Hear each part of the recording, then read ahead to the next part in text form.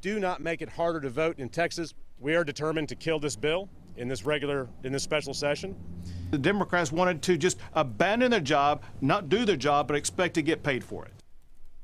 So how do you view it? That's a battle of words, and it's all over the battle over your ballot. So for the second time since May, Texas Democrats walked out of the Capitol because they want to block Republicans from passing changes to the way that you vote. So why don't we bring in Dr. Chris Wolfe? He's the assistant professor of political science over at University of St. Thomas. So good morning to you. My first question is, I was reading the House rules. They don't have enough people in the room to hold the vote. However, I'm wondering if this is considered to be an excuse that's valid that would allow the vote not to happen, or can they move forward with the vote without Democrats even being there? Good morning.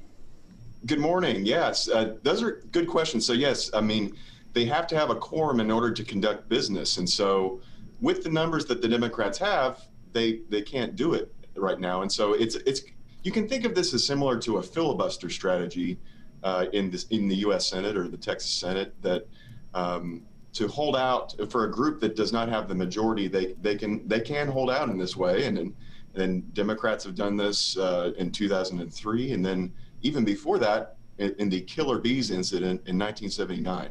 It always involves a lot of political drama, though, and brinksmanship, and it makes for interesting politics. A lot of Sturm and Drang. So I do wonder, though, too, because also in the House rules, it does say that if lawmakers are not there and they don't present a valid excuse, they're opening the door to be arrested. Now, would they have to be in Texas to be arrested? Could they be arrested in D.C.? And do you expect anybody to be arrested? That is also in the Texas Constitution. It makes it kind of fun on the other side of it. And these things are in the Texas Constitution in part because they only meet every 2 years. And so in 1876, when they wrote this current Constitution, yes, they made that provision that you could be arrested by the state police if you were within the state of Texas.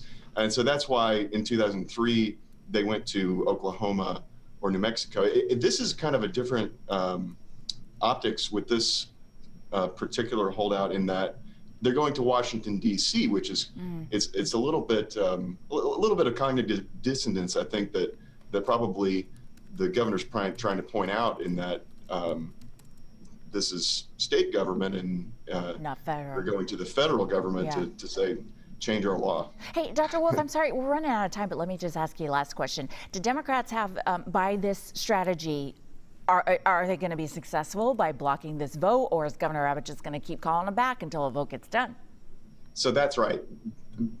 Arresting the holdouts is not usually the real strategy. The real strategy is to continue to call special sessions, of those 30-day sessions.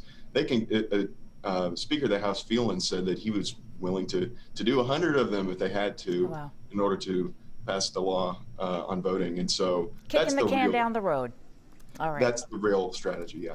Okay, so Dr. Chris Wolfe, assistant professor of political science at University of St. Thomas. Appreciate your insight. Thank you so much for sharing with us. Thank you, Lena.